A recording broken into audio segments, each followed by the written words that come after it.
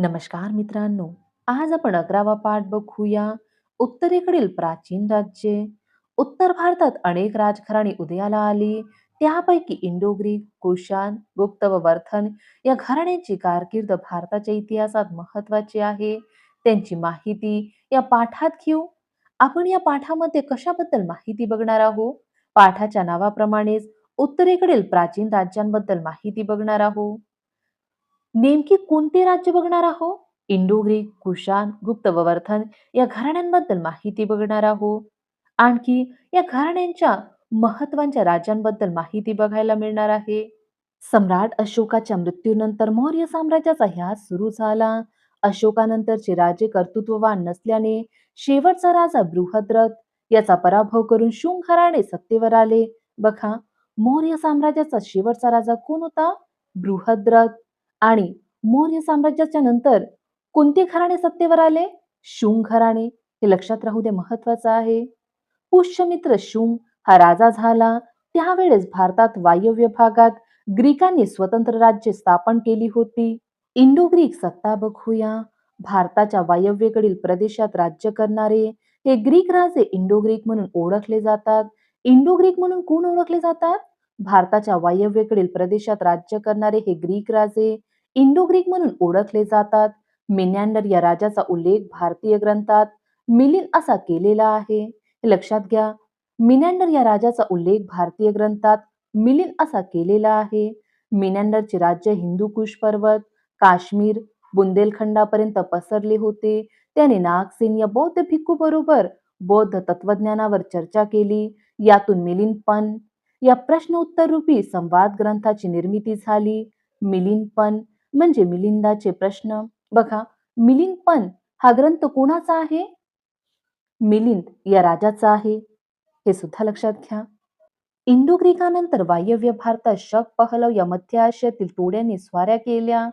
वायव्य व पश्चिम भारतात त्यांनी आपली छोटी छोटी राज्य स्थापन केली. शक पहलव भारतीय संस्कृतीत मिसळून गेले. हे एक लक्षात घ्या.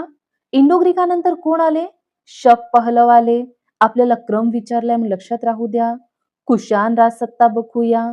शक पहलवानंतर इसवी सनाच्या पहिल्या शतकात कुशाण भारतात आले. कुशाण कधी आले? इसवी सनाच्या पहिल्या शतकात भारतात आले. हे सुद्धा लक्षात राहू द्या. आणि इंडो ग्रीकानंतर कोण आले? शक पहलव. आणि शक पहलवानंतर कुशाण आले. हे तीन लक्षात राहू द्या. सम्राट कनिष्क. कनिष्क हा कुशाणांचा प्रसिद्ध राजा होता. त्याचे साम्राज्य पश्चिमेला काबूल पासून पूर्वेला वाराणसी पर्यंत पसरले होते. त्याची सोन्याची आणि तांब्याची नाणी उत्तर भारतात सर्वत्र सापडली आहेत. कनिष्काच्या काळात बौद्ध धर्माची चौथी परिषद काश्मीरमध्ये भरली होती. बौद्ध धर्माची चौथी परिषद कुठे भरली होती? काश्मीरमध्ये. कोणाच्या काळात? कनिष्काच्या काळात. लक्षात राहू दे. यावर आपल्याला राज्यसेवेमध्ये प्रश्न विचारले गेले आहे. गुप्त राजसत्ता बघूया. इसवी सन 320 ते इसवी सन 600 या काळात उत्तर भारतात गुप्त साम्राज्य होते. या ठिकाणी आपल्याला गुप्तांचे साम्राज्य दिले आहे. गुप्तांचे साम्राज्य उत्तर भारतात पसरले आहे बघा. पश्चिम पूर्व दिशेमध्ये. हे एक गोष्ट लक्षात राहू द्या. समुद्रगुप्ताबद्दल माहिती बघूया. श्रीगुप्त हा गुप्त घराण्याचा संस्थापक होता. गुप्त घराण्याचा संस्थापक कोण होता? श्रीगुप्त. गुप्त घराण्यांची सत्ता पहिल्या चंद्रगुप्ताच्या कारकिर्दीत प्रबळ झाली. त्याने गुप्त साम्राज्याचा पाया घातला. पहिल्या चंद्रगुप्तानंतर समुद्रगुप्त सत्तेवर आला. समुद्रगुप्ताने आसपासच्या लहान राजांचा पराभव केला. त्याचे राज्य आसाम पासून पंजाब पर्यंत पसरले होते. त्याने कांचीपर्यंत पूर्व किनारपट्टीचा प्रदेशही जिंकला होता. समुद्रगुप्ताच्या वाढत्या सामर्थ्यामुळे वायव्य सरहदीवरील राजे व श्रीलंकेतील राजांनी समुद्रगुप्ताशी मैत्री करार केले. या ठिकाणी आपल्याला गुप्तकालीन नाणी दिली आहे. समुद्रगुप्ताच्या दिग्विजयाचे वर्णन अलाहाबाद येथील एका शिलालेखात सापडते. तो विद्या व कलांचा भोक्ता आणि संगीतप्रेमी होता. हे त्याच्या सोन्याच्या नाण्यांवरून समजते. या माहितीवरून आपल्याला कळते की समुद्रगुप्त शक्तिशाली राजा होता. दुसरा चंद्रगुप्त. समुद्रगुप्तानंतर त्याचा मुलगा दुसरा चंद्रगुप्त सत्तेवर आला. वायव्येकडील अनेक राज्ये त्याने जिंकून घेतली. शकांचा अरी म्हणजे शत्रू म्हणून त्याला शकारी असे म्हणत. शकारी कोणाला म्हणत? दुसरा चंद्रगुप्ताला. दुसरा चंद्रगुप्त कोण होता?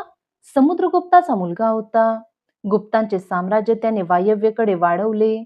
माळवा, गुजरात व सौराष्ट्र हे पश्चिमेकडील प्रदेशही त्याने आपल्या साम्राज्याला जोडले. दक्षिणेतील सामर्थ्यशाली वाकाटक घराण्यात आपल्या मुलीचा विवाह करून देऊन त्याने नातेसंबंध प्रस्थापित केले. दुसऱ्या चंद्रगुप्ताच्या काळात फाहियान हा चीनी प्रवासी भारतात आला होता. फाहियान हा चीनी प्रवासी भारतात कधी आला? दुसऱ्या चंद्रगुप्ताच्या काळात. त्याने आपले प्रवास वर्णन लिहून ठेवले आहे. वर्धनराज सत्ता बघूया. गुप्त सत्तेच्या उतरत्या काळात म्हणजे इसवी सनाच्या 6व्या शतकात भारतातील वायव्येकडील प्रदेशात वर्धनराज सत्ता उदयाला आली. सम्राट हर्षवर्धन बद्दल माहिती बघूया. या घराण्यातील हर्षवर्धन हा महत्वाचा राजा होता. त्याने आपला राज्य विस्तार उत्तरेस नेपाळ, दक्षिणेस नर्मदा, पूर्वेस आसाम आणि पश्चिमेस माळव्यापर्यंत केला. त्याचे लष्करी सामर्थ्यही बरेच होते. त्याच्या पदरी 5 लाखापेक्षा जास्त फौज होती. त्याने आपला राजदूत चीनला पाठवला होता. आपल्या राज्यात सुव्यवस्था व शांतता राहावी म्हणून तो स्वतः राज्यभर फिरून देखरेख ठेवत असे. कन्नौज ही सम्राट हर्षवर्धनाच्या साम्राज्याची राजधानी होती. सम्राट हर्षवर्धनच्या साम्राज्याची राजधानी काय होती? कन्नौज होती. सम्राट हर्षवर्धन हा बौद्ध धर्माचा अनुयायी होता. त्याच्या काळात युआन श्वांग हा विद्वान बौद्ध भिक्खू चीनवरून भारतात आला होता.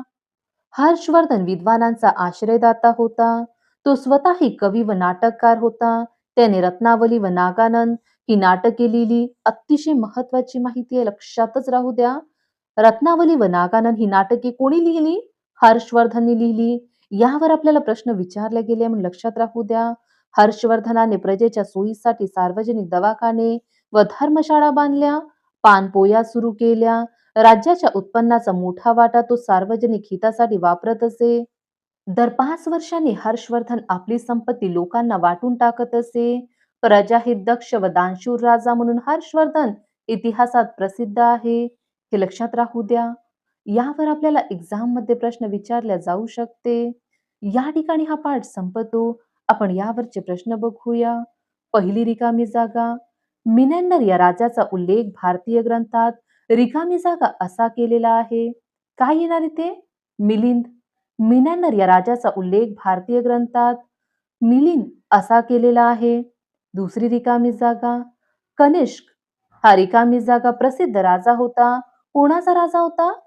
कुशाणांचा राजा होता. तिसरी रिकामी जागा. दुसऱ्या चंद्रगुप्ताच्या काळात रिकामी जागा. हा चिनी प्रवासी भारतात आला होता. कोणता चिनी प्रवासी? फाहियान. दुसऱ्या चंद्रगुप्ताच्या काळात फाहियान हा चिनी प्रवासी भारतात आला होता. हे माहिती महत्वाची, लक्षात राहू द्या. चौथी रिकामी जागा बघूया. हर्षवर्धन याने रत्नावली व रिकामी जागा ही नाटके लिहिली. काय येणार इथे? नागानंद. हर्षवर्धन याने रत्नावली व नागानंद ही नाटके लिहिली. पहिला प्रश्न, मिलिंदपण म्हणजे काय? मिलिंदपण म्हणजे मिलिंदाचे प्रश्न होय. समुद्रगुप्ताच्या दिग्विजयाचे वर्णन कोणत्या शिलालेखात सापडते? समुद्रगुप्ताच्या दिग्विजयाचे वर्णन अलाहाबाद येथील एका शिलालेखात सापडते. दुसऱ्या चंद्रगुप्ताला शकारी असे म्हणत, याचं कारण तुम्ही मला कमेंट करून सांगा. सम्राट हर्षवर्धन प्रजाहित दक्ष व दानशूर राजा म्हणून इतिहासात प्रसिद्ध आहे. याचं कारण आपण बघूया. या ठिकाणी उत्तर आहे बघा. दर 5 वर्षांनी हर्षवर्धन आपली संपत्ती लोकांना वाटून टाकत असे. त्यामुळे प्रजाहित दक्ष व दानशूर राजा म्हणून हर्षवर्धन इतिहासात प्रसिद्ध आहे. फाहियान. फाहियान हा विद्वान चीनी बौद्ध भिक्खू गुप्तांच्या काळात बौद्ध धर्माचा अभ्यास करण्यासाठी भारतात आला. 14 वर्ष तो भारतात राहिला. लक्षात घ्या. फाहियान हा बौद्ध भिक्खू 14 वर्ष भारतात राहिला.